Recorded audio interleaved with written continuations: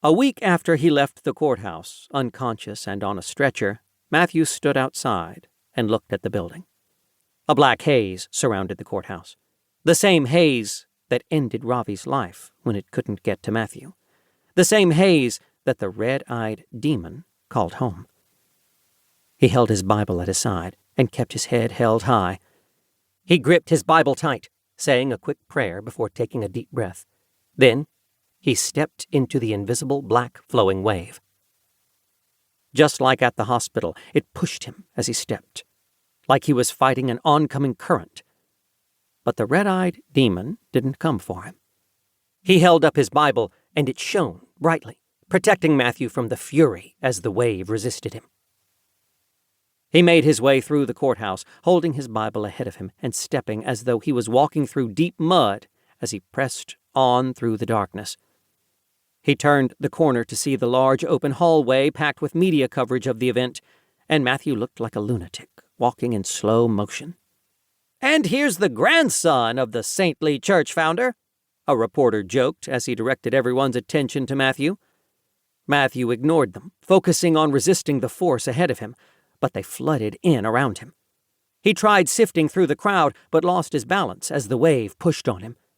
He leaned forward, holding up the Bible, like he was trying to walk into hurricane-force winds. Another mocking question. He flinched, trying to put his mind ahead of him, but he was losing his footing. He stopped pushing for a moment, trying to regain his balance, but dropped the Bible. He lunged to grab the book, but the darkness pushed. Matthew tried to fight, holding tight. He held his legs firmly to the ground and tightened his core, but the force slid him back on the tile. He looked like a statue being pushed around a lubricated floor. No one around him seemed to notice the supernatural slide as they filled in the space the darkness contended for, the crowd symbiotically working with the dark cloud. Matthew pushed through the crowd again, making up a few steps, but soon realized with every step forward he slid back even further. He was losing. The crowd bore down on him, mocking his struggle and what seemed to onlookers like the posture of a madman fighting the air. More snickering from the tightly packed group. Matthew lowered his head and caught his breath. He felt like he was trying to push over a brick wall. He felt hopeless. The hallway ahead of him faded out of view as the reporters filled his vision, the mocking calls and snickering questions filling his ears.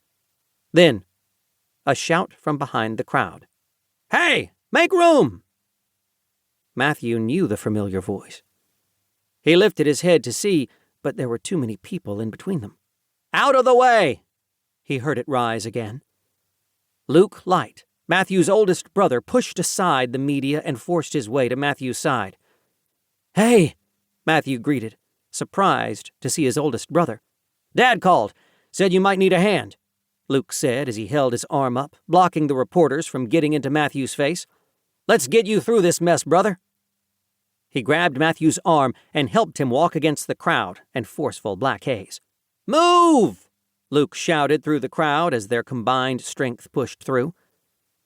As they progressed through the crowd, Luke bent down and grabbed Matthew's Bible. He turned and put it right on his little brother's chest. Matthew felt the glow of the ark hidden within. The feeling boosted him even more than Luke's support as the two men pushed on.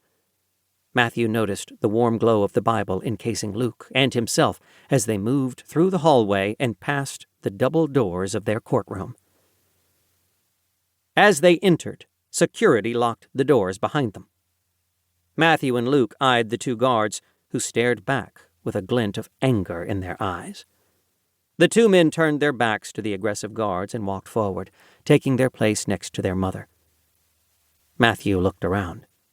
The demon's black fog that left him in the hallway only moments ago was thick in the courtroom. Matthew thought about how his father said they'd need a miracle to win.